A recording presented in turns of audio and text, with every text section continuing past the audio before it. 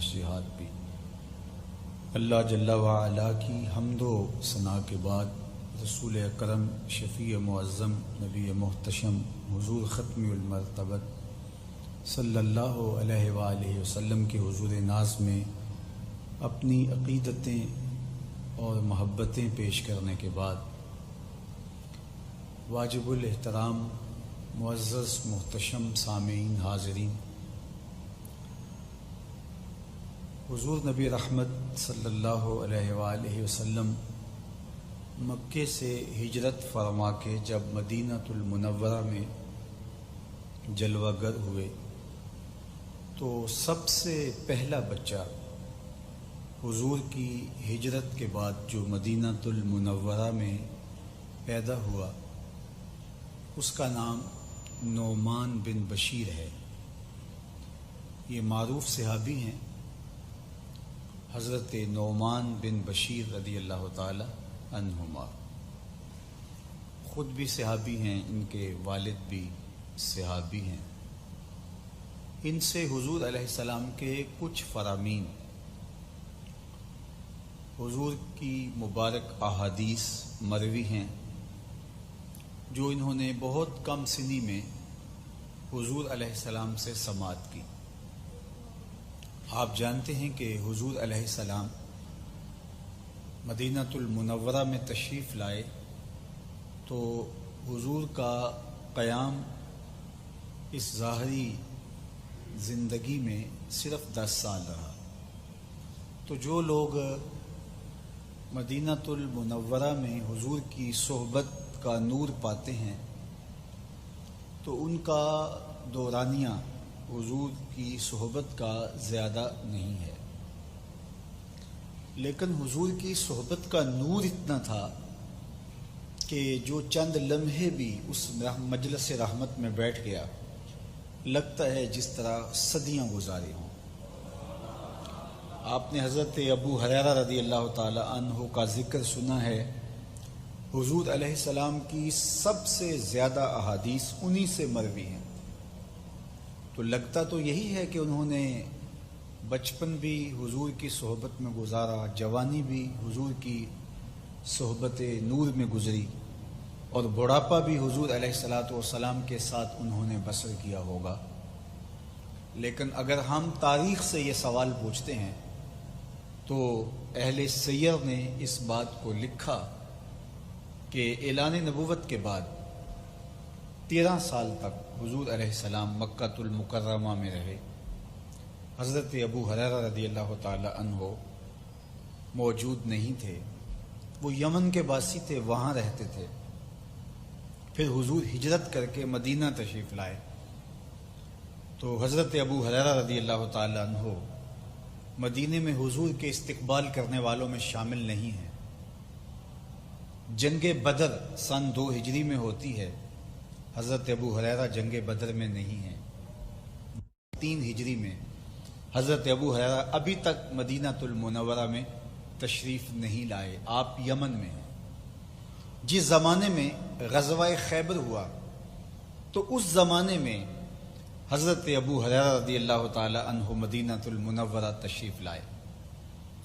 اسلام کی دولت ان کے سینے میں تھی اور حضور کی زیارت کے لیے وہ حضور کے شہر نور میں آئے، اور جب پتہ چلا کہ حضور علیہ السلام تو مدینہ المنورہ میں نہیں ہیں، حضور غزوہ پہ تشریف لے گئے ہیں اور خیبر کی جانب حضور تشریف فرما ہیں، تو یہ مدینے سے پھر خیبر کی جانب سفر کرتے ہیں، اور وہاں جا کے حضور علیہ السلام سے ان کی پہلی ملاقات ہوتی ہے۔ اب آپ اندازہ کیجئے کہ حضرت ابو ہریرہ رضی اللہ تعالیٰ عنہ نے حضور کی حیات طیبہ میں حضور کی صحبت کا کتنا وقت پایا۔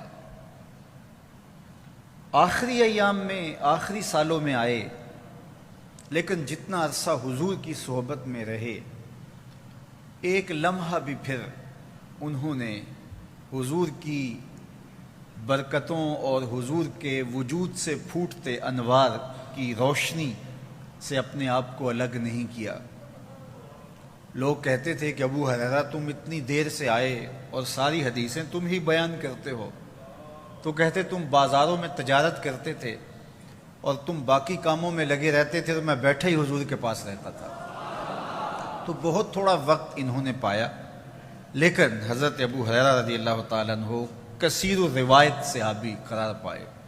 صفہ کے چبوترے پہ بیٹھتے، حضور کا انتظار کرتے، اور حضور جو بھی ارشاد کرتے اس کو حفظ کر لیتے۔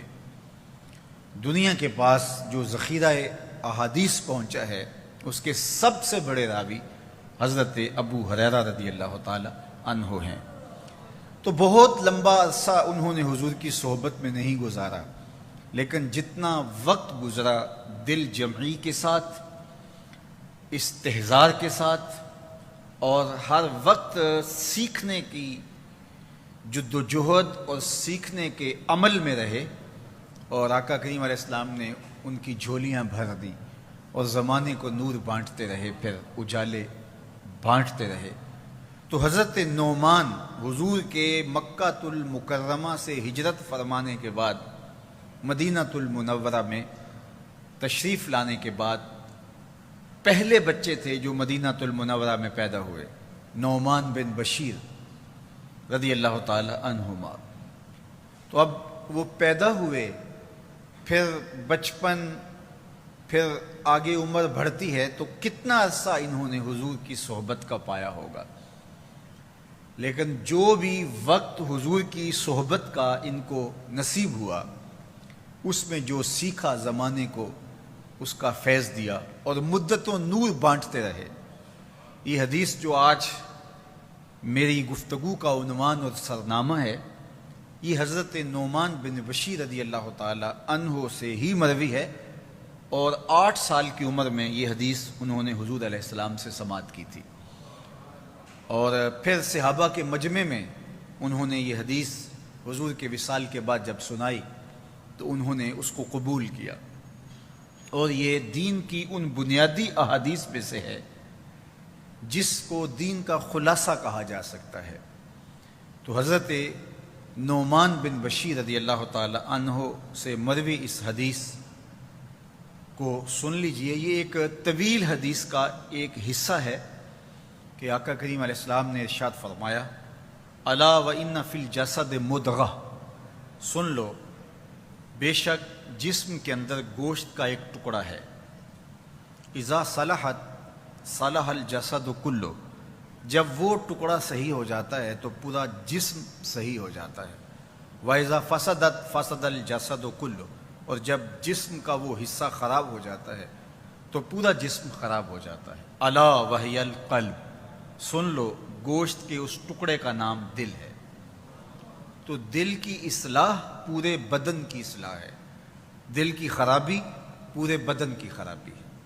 تو انسانی جسم کے اندر جو قلب انسانی کی حیثیت ہے اس کو بیان کیا کہ جب انسانی جسم میں دل صحیح ہو جائے تو پورا جسم صحیح ہو جاتا ہے، اور جب دل خراب ہو تو پورا جسم خراب ہو جاتا ہے۔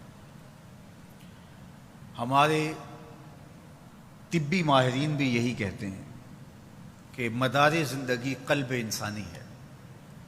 جب قلب انسانی درست نہ رہے تو سارے اعضاء ٹھیک کام کر رہے ہوں، دل ٹھیک نہ رہے تو سارے اعضاء شل ہو جائیں گے۔ ان سب کی زندگی دل کی وجہ سے ہے۔ اگر کسی شخص کا ہاتھ کام کرنا چھوڑ دے، حتیٰ کہ اس کو کاٹ دیا جائے تو زندگی پھر بھی برقرار رہتی ہے۔ کسی کی ٹانگ کام کرنا چھوڑ دے، حتیٰ کہ اس کو کاٹ بھی دیا جائے تو زندگی پھر بھی قائم رہ جاتی ہے۔ آنکھیں اچک لی جائیں، سماعت ختم ہو جائے، زبان کاٹ دی جائے، باقی اعضاء جو ہیں ان کے بغیر زندگی پائی جاتی ہے۔ لیکن اگر کسی شخص کے سینے سے دل نکال لیا جائے تو وہ 1 سیکنڈ کے لیے بھی زندہ رہ سکتا ہے۔ تو زندگی پھوٹتی ہے دل کی زندگی سے۔ دل زندہ کہیں تو مر نہ جائے، کہ زندگی عبارت ہے تیرے جینے سے۔ تو دل زندہ ہی باقی زندگی کا ذریعہ ہے اور باقی زندگی کا دار و مدار قلب کی زندگی پر ہے. حیات قلب حیات بدن ہے اور موت قلب موت بدن ہے. اس لیے اگر دل درست رہا، دل ٹھیک رہا تو پورا جسم ٹھیک ہو گیا. دل کی خرابی پورے بدن کی خرابی. اسی طرح انسان کی روحانی زندگی میں دل کا برا ہو جانا، دل کا زنگ آلود ہو جانا، دل کا پتھر ہو جانا، دل کا احساس کی دولت سے عاری ہو جانا، دل کا بے نور ہو جانا، دل کا غافل ہو جانا باقی اعضاء پر اثر انداز ہوتا ہے. اگر دل غافل ہے تو پھر زبان بھی غافل ہے، دل غافل ہے تو آنکھیں بھی غافل ہیں، دل نیک ہے تو آنکھیں بھی حیا کے نور سے مالا مال ہیں، دل نیک ہے تو پھر زبان بھی سچ بولتی ہے، دل میں صالحیت کے اجالے ہیں تو پھر لقمہ حرام کھانا تو دور کی بات ہے اٹھایا بھی نہیں جا سکتا. اور اگر دل برا ہے، دل پاپی ہے، دل مجرم ہے، دل گناہوں سے بھرا ہوا ہے، دل شیطان کے قبضے میں آ گیا ہے تو پھر آنکھیں بھی بے حیا ہیں، پھر خیال بھی پراگندہ ہیں، پھر سوچیں بھی آوارہ ہیں، پھر حلال حرام کی تمیز بھی باقی نہیں رہی. اٹھنے والے قدم گناہ کی طرف جائیں گے، بولنے والی زبان گالیاں بکے گی، سوچنے والا دماغ بدی سوچے گا، دیکھنے والی آنکھیں بدکاری کے عمل سے گزریں گی. انسان کے سارے اعضاء و جوارے گناہ میں لگ جائیں گے اگر دل برا ہے. دل ٹھیک ہے، دل اچھا ہے تو پورا بدن اچھا ہو گیا. تو اس لیے انسانی بدن کے اندر جو دل کا مقام ہے، دل کی جو حیثیت ہے، یہ بنیادی اور مرکزی حیثیت ہے. اگر جسمانی اعتبار سے دیکھا جائے تو سارے اعضائے بدنیہ کی صحت کا راز بھی قلب انسانی ہے، سارے اعضائے بدنیہ کی خرابی کا سبب بھی قلب انسانی ہے. اور اگر روحانی اعتبار سے دیکھا جائے تو دل کا اچھا ستھرا پاک ہونا باقی اعضائے بدنیہ کی پاکی کا، عفت کا، پاک دامنی کا سبب و ذریعہ بنتا ہے. اور دل کا بدکار ہونا، دل کا شیطان کے ہتھے چڑھ جانا، دل کا گناہ کی زندگی میں مبتلا ہو جانا، دل کا خراب ہو جانا باقی سارے اطوار حیات کی بربادی کا سبب ہے، سارے اعضائے بدنیہ کی بربادی کا سبب و ذریعہ ہے. اس لیے سب سے بڑی توجہ دل کی طرف دینی چاہیے. تو یہ حدیث اس اعتبار سے اگر آپ دیکھیں تو پورے دین کا خلاصہ دکھائی دیتی ہے کہ حضرت نعمان بن بشیر رضی اللہ تعالی عنہما فرماتے ہیں کہ رسول کریم صلی اللہ علیہ وآلہ وسلم نے ارشاد فرمایا، انسان کے جسم میں گوشت کا ایک ٹکڑا ہے، جب وہ صحیح ہو جاتا ہے تو پورا جسم صحیح ہو جاتا ہے، اور جب وہ خراب ہو جاتا ہے تو پورا جسم خراب ہو جاتا ہے. پھر فرمایا الا وہی القلب، سن لو گوشت کے اس ٹکڑے کا نام دل ہے. اس لیے آپ دل کو سنوارنے میں اگر لگے رہیں گے تو شیطان سے بچ جائیں گے اور باقی اعمال آپ کے خود بخود ٹھیک ہونا شروع ہو جائیں گے. لیکن اگر دل ہی اچھا نہ ہوا تو وہ کسی نے کہا تھا کہ کعبے گیا گل نہیں مکدی جے دلوں نہ مکائیے، وہاں جا کر کی بندہ خالی پلٹتا ہے. لیکن اگر یہ یہاں ٹھیک ہو گیا، رومی بولے دل بدست آور کہ حج اکبر است، از ہزاراں کعبہ یک دل بہتر است، کعبہ بن گاہے خلیل اطہر است، دل گزر گاہے جلیل اکبر است. کہا دل کو قابو میں لیا، ہزار کعبے سے ایک دل بہتر ہے.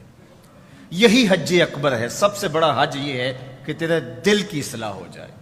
از ہزاراں کعبہ یک دل بہتر است، ہزار کعبے سے ایک دل بہتر ہے. کیوں؟ کہ کعبہ بن گاہے خلیل اطہر است. کعبہ حضرت ابراہیم کی تعمیر شدہ چیز ہے، انہوں نے اس کو تعمیر کیا. دل گزر گاہے جلیل اکبر است، اور دل اللہ کی گزرگاہ ہے. اس لیے اگر یہ ٹھیک ہو گیا، اس کی اصلاح پورے بدن کی اصلاح ہے، اس کی خرابی پورے بدن کی خرابی ہے. تو اس کو بہر صورت ٹھیک ہونا چاہیے. اس کی خرابی سے پورا بدن خراب ہو جائے گا، سارے اعمال خراب ہو جائیں گے. ایمان کا ٹھکانہ دل ہے، جو ہم کہتے ہیں تصدیقم بالقلب، کہ اللہ ہم جو ایمان لائے اس کو قلب سے تصدیق کرتے ہیں، زبان کے ذریعے سے اس کا اظہار ہے، لیکن ایمان کا مرکز، ایمان کا ماوا قلب انسانی ہے. تو دل اللہ جل شانہ کی محبت میں سرشار ہو اور دل کی اصلاح پورے بدن کی اصلاح ہے۔ شیطان کی کوشش بھی ہوتی ہے کہ وہ دل پہ قبضہ جمائے۔ اللہ کے محبوب علیہ السلام نے ارشاد فرمایا الشیطان جاسم علی قلب ابن آدم فاذا ذکر اللہ خنس واذا غفل وسوس۔ شیطان اولاد آدم کے دل پہ قبضہ جماتا ہے، اور جب یہ شخص اللہ کے ذکر سے غافل ہوتا ہے تو وہ قبضہ جما لیتا ہے، اور جب یہ اللہ کا ذکر کرتا ہے تو وہ بھاگ جاتا ہے۔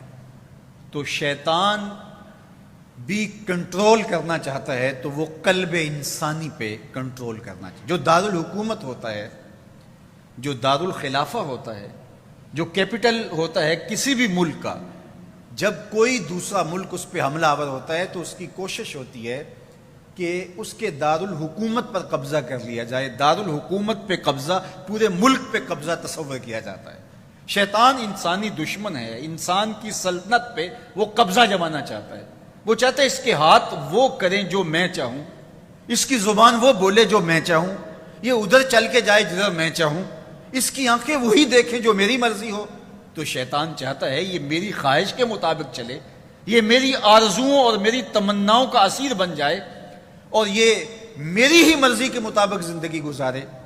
تو اب وہ ایک ایک عضو پہ محنت کرنے کی بجائے وہ قلب انسانی کو اپنے قبضے میں لینا چاہتا ہے کہ جب ہیڈ کوارٹر قبضے میں آ گیا، جب دارالحکومت قبضے میں آ گیا تو پورا جسم قبضے میں آ گیا، پھر دل پاپی بن گیا، دل مجرم بن گیا، دل گناہ سے لتڑ گیا، دل بدکاریوں کا منبع و مصدر بن گیا، تو پھر زبان سے خیر کا کلمہ تو نہیں نکلے گا، پھر قدم اٹھ کے اچھائی کی راہوں پہ تو نہیں چلیں گے، پھر ہاتھ لوگوں کے لیے خیر خواہی کا ضامن تو نہیں ہوگا، پھر زبان سے سچ اور صداقت کے شگوفے تو نہیں پھوٹیں گے، پھر یقیناً اعضائے بدنیاں بدکاریوں کا سبب و ذریعہ بنیں گے۔ تو وہ قلب انسانی پہ جو ہے وہ قبضہ جمانے کی کوشش کرتا ہے۔ اب اس کا طریقہ کیا بتایا؟ میرے حضور نے فرمایا فَإِذَا ذَكَرَ اللَّهَ خَنَسَ، جب یہ اللہ کا ذکر کرتا ہے تو شیطان بھاگ جاتا ہے، وَإِذَا غَفَلَ وَسْوَسَ، اور جب یہ غفلت میں مبتلا ہوتا ہے تو شیطان وسوسہ اندازی کرتا ہے۔ ایک حدیث میں آتا ہے کہ شیطان محاذ قلب سے، یہ دائیں پہلو میں، انسان کے بائیں پہلو میں گوشت کا ٹکڑا ہے جسے دل کہتے ہیں، اور دل کے بالکل محاذ پیچھے پشت کی جانب سے جہاں دل ہے تو اس کی جانب سے شیطان اپنی سونڈ داخل کرتا ہے۔ یہ وہی جگہ ہے جہاں میرے اور آپ کے آقا و مولا حضور ختم المرتبت پر مہر نبوت لگائی گئی تھی۔ علامہ نبہانی علیہ رحمہ نے جواہر البہار فی فضائل النبی المختار کے اندر لکھا کہ حضور کی مہر نبوت محاذ قلب پہ لگانے کی من جملہ حکمتوں میں سے ایک حکمت یہ بھی تھی کہ شیطان اثر انداز نہ ہو سکے۔ تو شیطان جب حملہ آور ہوتا ہے تو قلب انسانی میں اپنی سونڈ داخل کرتا ہے محاذ قلب سے، اور پھر وہ وسوسے القاء کرتا ہے، اور انسان چونکہ عقب سے حملہ کرتا ہے، جو دشمن حملہ کرتا ہے تو اس کو سامنے سے آ کے حملہ کرنے کی ہمت نہیں ہوتی، کمزور جب دشمن ہو تو وہ عقب سے سن لگاتا ہے، عقب سے دیوار پھاڑتا ہے اور قلعے پر قبضہ کرتا ہے اور حملہ کرتا ہے۔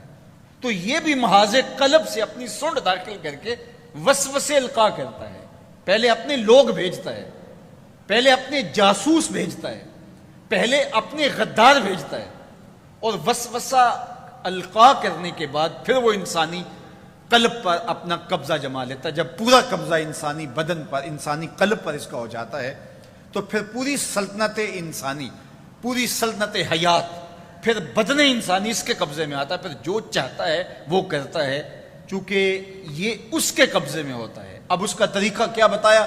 میرے اور آپ کے آقا و مولا حضور ختم المرتبت نے فرمایا کہ اگر اللہ کا بندہ ذکر کرتا رہے تو شیطان بھاگ جاتا ہے، اور اگر اللہ کا ذکر چھوڑ دے تو یہ وسوسہ اندازی کرتا ہے۔ تو جب تک دل ذکر کے نور سے معمور رہے تو شیطان حملہ آور نہیں ہو سکتا۔ تو اللہ کے ذکر سے دلوں کو منور کیجئے، ہر لمحہ اللہ کے ذکر کے نور سے اپنے آپ کو مالا مال رکھیے۔ اللہ کے محبوب علیہ السلام نے ارشاد فرمایا ان هذه القلوب تصدع كما يصدع الحديد اذا اصابه الماء، کہ یہ انسانی جو قلوب ہیں، جو دل ہیں، ان کو بھی ایسے ہی زنگ لگتا ہے جس طرح کسی لوہے پر پانی لگ جائے تو وہ زنگ آلود ہو جاتا ہے۔ تو فرمایا کہ گناہوں کی وجہ سے تمہارے دل بھی یوں زنگ آلود ہو جاتے ہیں۔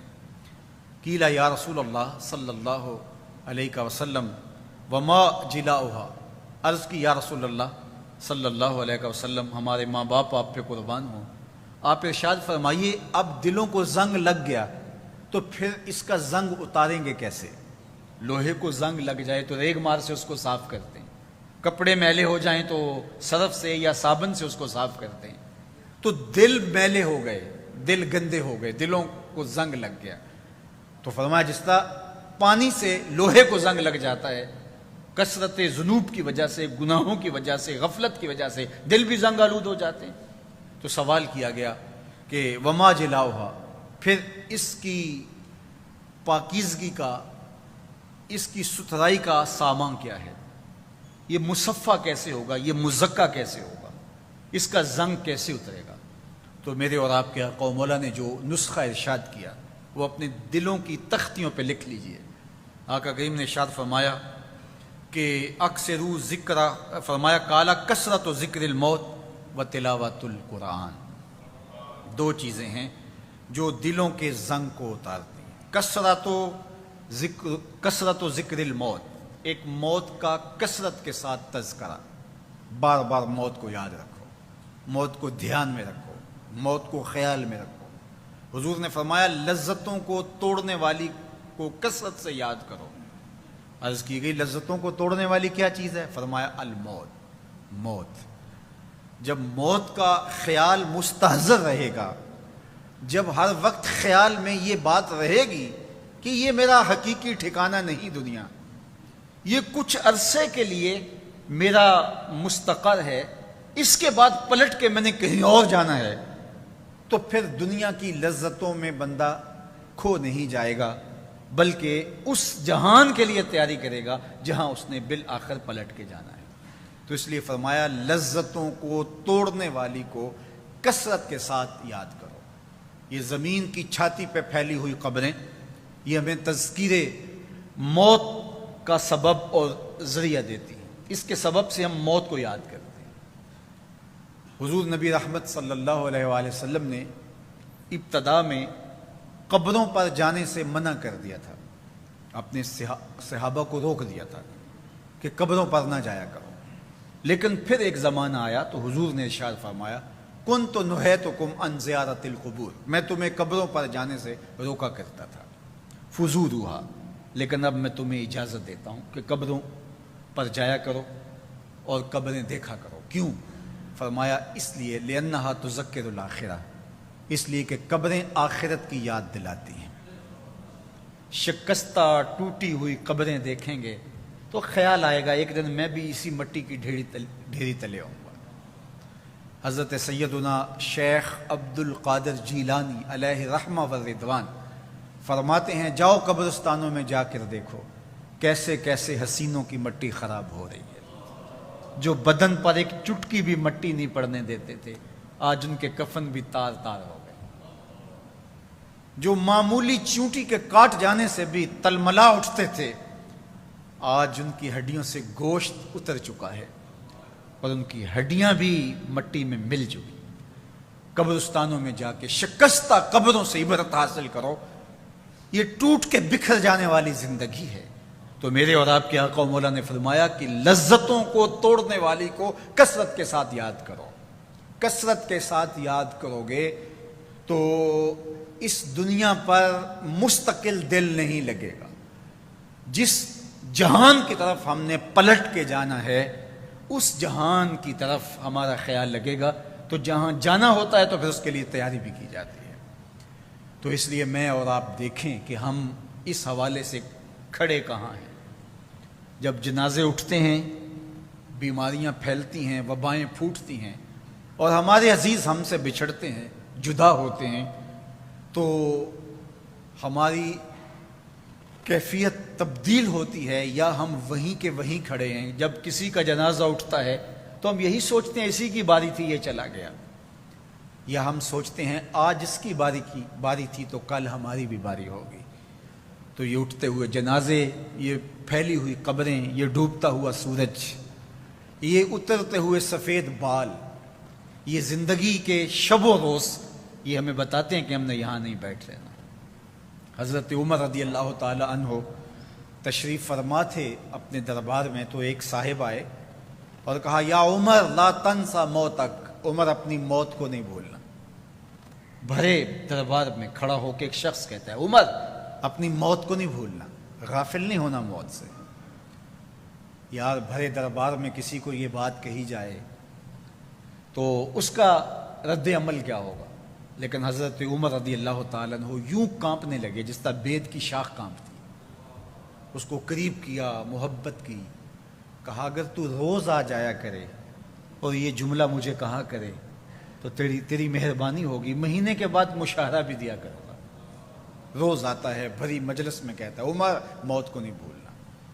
ایک دن وہ آیا، آپ نے اسے بلایا، محبت کی اور اس کو مشاہرہ دیا اور الوداع کہنا چاہا تو اس نے کہا کہ میرے سے کوئی گستاخی ہو گئی؟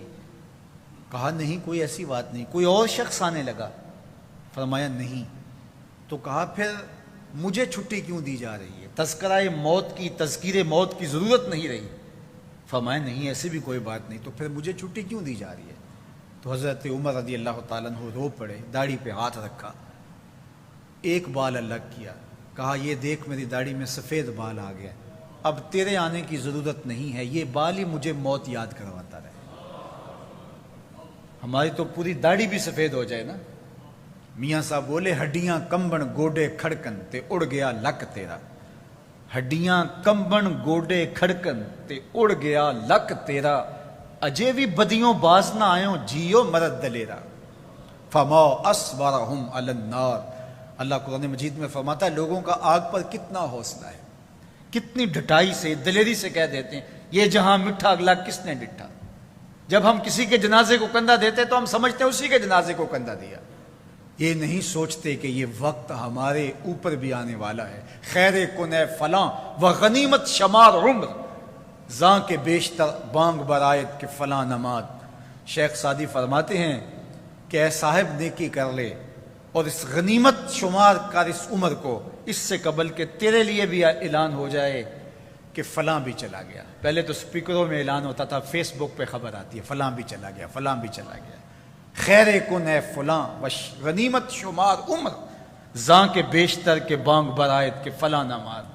اس سے قبل کہ یہ آواز آ جائے، یہ میسج آ جائے، یہ پوسٹ لگ جائے، یہ اعلان ہو جائے، یہ خبر مشتہر ہو جائے کہ فلاں بھی چلا گیا، تو یہ خبر آنے والی ہے، آج نہیں تو کل، کل نہیں تو پرسوں۔ تو کہا کثرت کے ساتھ موت کو یاد کرو، اس سے تمہارے دلوں کا زنگ اترے گا، تم اپنی آخرت کی طرف متوجہ ہو گئے۔ اور دوسری بات ارشاد فرمائی وَتِلَاوَةُ القرآن، اور قرآن مجید کی تلاوت کرو۔ قرآن مجید کی تلاوت اگر تمہاری زندگی کا معمول بن گیا تو تلاوت ایسا نور ہے جو دلوں کے زنگ اتار دیتا ہے اور اللہ کی معرفت کا رنگ چڑھا دیتا ہے۔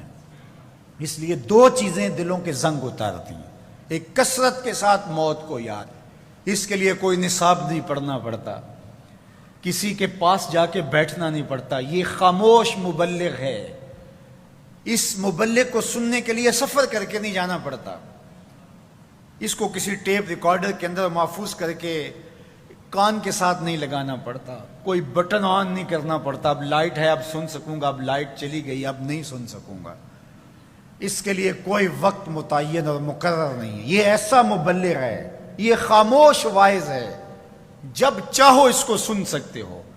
تو کثرت کے ساتھ موت کو یاد کرنا یہ تمہارے لیے دلوں کے زنگ اتارنے کا سبب۔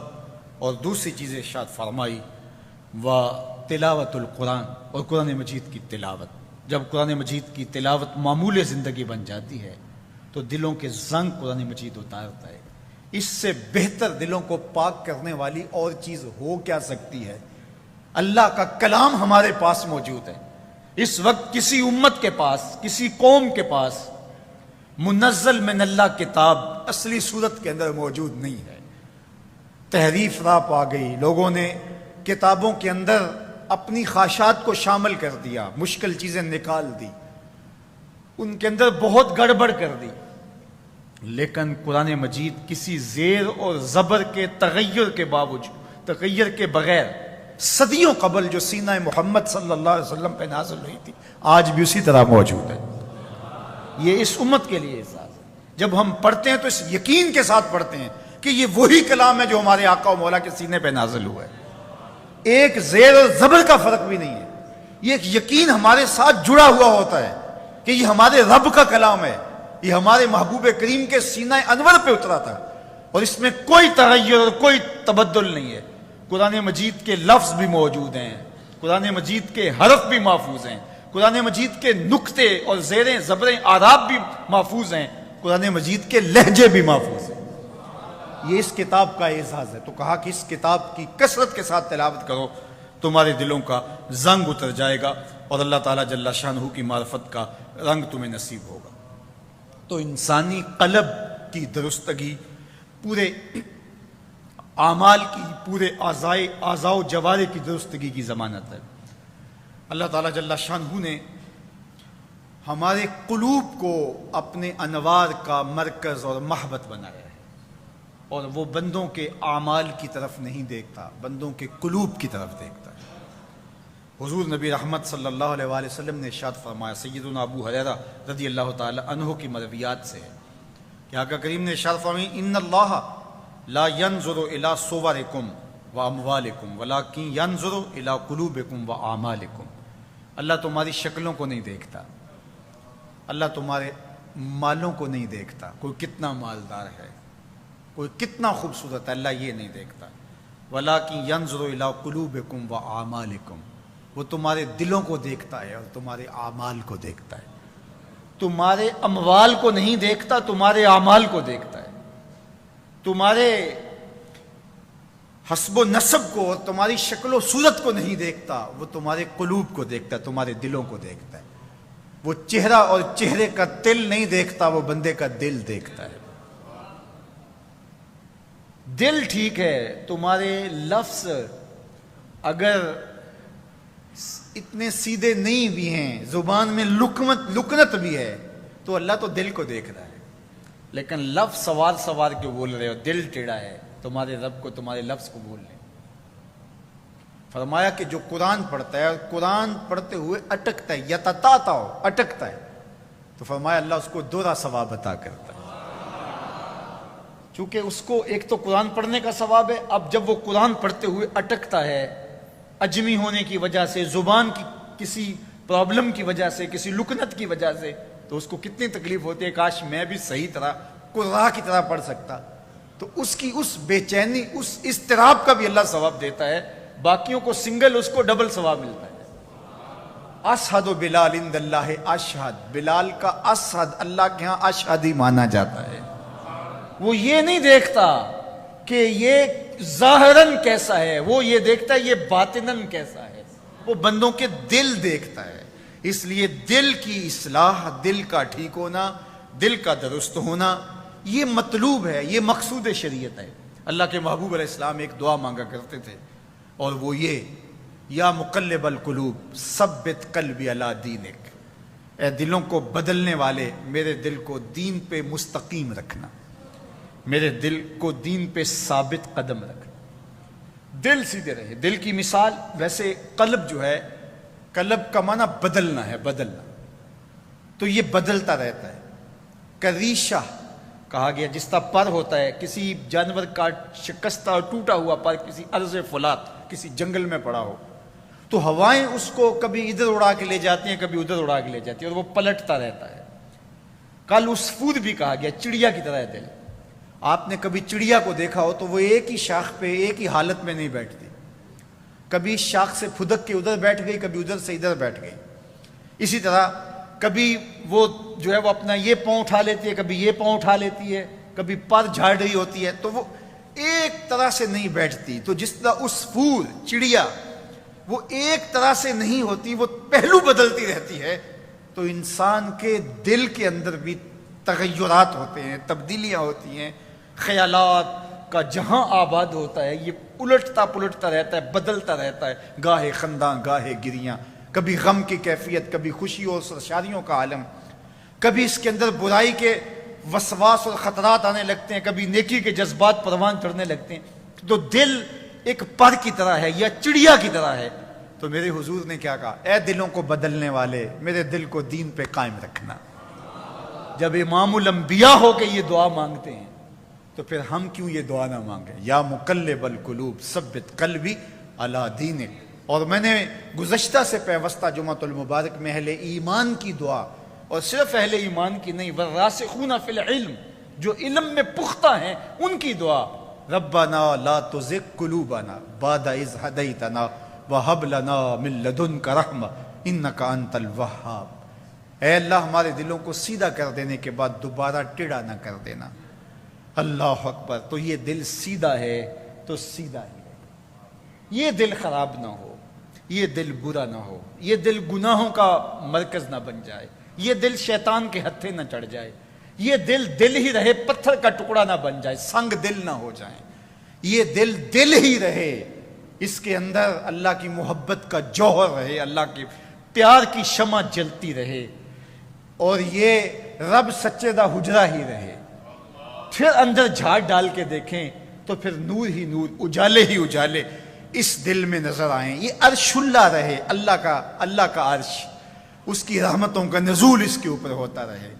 لیکن ہم نماز بھی پڑھتے رہیں، سجدے بھی کرتے رہیں، دیگر اعمال بھی کرتے رہیں، لیکن دل بت خانہ ہو تو پھر ہمارے سجدے، ہماری نمازیں ہمارے منہوں پہ ماری جائیں۔ وہ کسی نے کہا تھا نا، دل جو دیکھا تو صنم خانے سے بدتر نکلا۔ دل جو دیکھا تو صنم خانے سے بدتر نکلا۔ لوگ کہتے ہیں کہ اس گھر میں خدا رہتا ہے، لوگ کہتے ہیں کہ اس گھر میں خدا رہتا ہے، اس کے جلوے کہاں ہوں گے اگر یہاں بت پڑے ہوئے ہوں گے؟ جہاں بت پڑے ہوں گے وہاں اس کے جلوے تو نہیں ہوں گے۔ یار محبوب غیرت مند ہوتا ہے، کیسے وہاں اس تخت پہ بیٹھے گا جہاں کوئی اور بیٹھا ہوا ہوگا؟ اللہ اکبر۔ زلیخا بت بغل میں رکھ کر کے روز دعائیں مانگتی اور یوسف کے ملنے کی آرزویں کرتی، اور یوسف کب ملتے؟ ایک دن طبیعت میں جلال آیا کہ اتنی مدت ہو گئی اس بت سے مانگتے ہوئے اور اس نے یوسف نہیں ملایا، تو اس نے غصے سے بت نکال کر کے پھینک دیا۔ ادھر بت پھینکا، ادھر جناب یوسف آ گئے۔ میرے حضور قبلہ عالم نے کیا خوبصورت کہا کہ بت بغل وچ رکھیاں نہیں ملدے یوسف، بت بغل وچ رکھیاں نہیں ملدے یوسف، بت توڑ پھر ملے دلدار تینوں، بت توڑ پھر ملے دلدار تینوں۔ اگر بت بغل میں ہوگا تو محبوب تو نہیں آئے گا، دل کے تخت پر خواہشات کے ڈھیر لگے ہوں گے، آرزوؤں کا جہاں آباد ہوگا، خواہشات کے بت پڑے ہوں گے، اور پھر کہیں گے مالک آجا تو بھی دل میں۔ مالک غیرت مند ہے، سب سے غیرت مند اللہ ہے۔ میرے حضور نے فرمایا سب سے غیرت مند میرا رب ہے۔ تو جب دل میں بت بٹھا کے تم اس کو بلاؤ گے تو وہ تو نہیں آئے گا۔ بت پھینکو، جھاڑو دو، اور پھر اشکوں کا چھڑکاؤ کرو، دل کا تخت خالی کر کے ذکر کی دھونی رماؤ۔ پھر جب یہ مشک پھیل جائے تو پھر کہو ہر تمنا دل سے رخصت ہو گئی، اب تو آجا، اب تو خلوت ہو گئی۔ پھر دیکھنا اس کے جلوے دل میں کیسے نور بھرتے ہیں، کیسے اجالے بھرتے ہیں۔ تو جب تک غیر بیٹھا ہے تو وہ کبھی نہیں آئے گا۔ تو اس دل کو صاف ہونا چاہیے، اس دل کو ستھرا ہونا چاہیے، اس دل کو مصفہ ہونا چاہیے، اس دل کو مزکا ہونا چاہیے۔ جتنا ہم اپنے بدن کو سنوارتے ہیں، ہم کاش کہ اتنی توجہ اپنے دل کی طرف دی ہوتی۔ ہم گھر سے نکلتے ہوئے دیکھتے ہیں کہ ہمارے بال بکھرے ہوئے ہیں تو فوراً آئینے کے سامنے آ کے پہلے بات سنوار لیتے ہیں، لوگوں کے سامنے جانا ہے۔ ہم دیکھتے ہیں کہ ہماری پگڑی ٹیڑھی ہے تو ہم اس کو سیدھا کر لیتے ہیں۔ ہم دیکھتے ہیں کہ ہمارے دامن پر، ہمارے لباس پر کوئی داغ لگا ہوا ہے تو اس کو دھوتے ہیں یا لباس تبدیل کر لیتے ہیں۔ مجلس میں جا رہے ہیں، اتنے لوگوں کا ہجوم ہوگا تو لوگوں کے سامنے اس گندے لباس سے جائیں؟ تو یار مالک کے حضور سجدہ ریز ہونے کے لیے گندا دل لے کے آ جائیں۔ دل صاف، دل ستھرا، دل پاک لے کر آئیں۔ اللہ اکبر۔ باہو بولے کہ دل کالے نالوں منہ کالا چنگا، دل کالے نالوں منہ کالا چنگا، جے کوئی یہ رمز پچھانے ہو، دل کالے نالوں منہ کالا چنگا، جے کوئی یہ رمز پچھانے ہو۔ تو دل ستھرا ہونا چاہیے، دل پاک ہونا چاہیے، جو قلب سلیم کے ساتھ اس کے حضور پیش ہوگا، اللہ کی رحمتیں اور اس کی کرم نوازیاں نصیب ہوں گی۔ جب دل ٹھیک ہو جائے گا باقی سارے اعضاء خود بخود ٹھیک ہونے لگ جائیں گے۔ ایک حدیث پاک میں آتا ہے، حضرت انس بن مالک رضی اللہ تعالیٰ عنہ سے مروی اس روایت کے کلمات نور یہ ہیں، لا یستقیم ایمان عبد حتی یستقیم لسان، بندے کا ایمان اتنی دیر تک مستقیم نہیں ہوتا، پختہ نہیں ہوتا، جب تک اس کا دل سیدھا نہیں ہو جاتا۔ اللہ اکبر، لا یستقیم ایمان عبد حتی یستقیم قلبہ، اتنی دیر تک ایمان مستقیم نہیں ہوتا جب تک دل مستقیم نہیں ہو جاتا۔ دل سیدھا نہیں ہوتا تو ایمان بھی سیدھا اور پختہ نہیں ہوتا۔ اور پھر فرمایا کہ ولا یستقیم قلبہ حتی یستقیم لسانہ، اور اتنی دیر تک دل سیدھا نہیں ہوتا جب تک زبان سیدھی نہ ہو جائے۔ ولا یستقیم لسانہ ولا يدخل رجل الجنہ من لا یامن جارہ بوائقہ، فرمایا کہ زبان سیدھی نہیں ہوتی، اور جب کسی شخص کی زبان سیدھی نہیں ہوتی جب تک وہ، اور نہ وہ جنت میں جائے گا جب تک اس کے ہمسائے اس کی شر سے محفوظ نہیں ہوں گے۔ تو ساتھ سے شروع ہو، اپنی زبان سیدھی کریں، دل سیدھا ہو، دل سیدھا ہو ایمان سیدھا ہو جائے گا۔ اللہ ہم سب کو قلب سلیم عطا کرے، اور اللہ کی بارگاہ میں ہم یہ دعا مانگتے ہیں کہ اے اللہ ہمارے دلوں کو سیدھا کرنے کے بعد دوبارہ ٹیڑھا نہ کر دینا، اور یہ دعا مانگتے ہیں یا مقلب القلوب ثبت قلبی علی دینک، ہم یہ دعا مانگتے ہیں اللہم مصرف القلوب صرف قلوبنا علی طاعتک، اے اللہ ہمارے دلوں کو اپنی طاعت کی طرف پھیر دے، اپنی فرما برداری کی طرف پھیر دے، اس دل میں غیر کا خیال نہ آنے پائے، یہ عرش اللہ رہے، جب اس کا گھر ہے تو اس کے گھر میں کوئی غیر پھیرا ہی کیوں ڈالے، کوئی جاتی ہی کیوں ڈالے، اس کی دیواریں اونچی اونچی کر لو، اس کے اندر کے سارے گند کچرے غلاستیں دھو لو، اور وہ کیسے دھلیں گی یہ میرے اور آپ کے آقا و مولا نے بتائے۔ دو چیزیں ہیں جن سے تمہارا دل مصفہ ہو جائے گا، کثرت کے ساتھ موت کو یاد کرو، اور کثرت کے ساتھ میرے حضور نے ارشاد فرمایا قرآن مجید کی تلاوت کرو، تمہارا دل ستھرا ہو جائے گا، تمہارا دل صاف مصفہ اور مزکہ ہو جائے گا۔ اللہ ہم سب کو پاکیزہ قلب عطا فرمائے۔ وآخر دعوانا الحمدللہ۔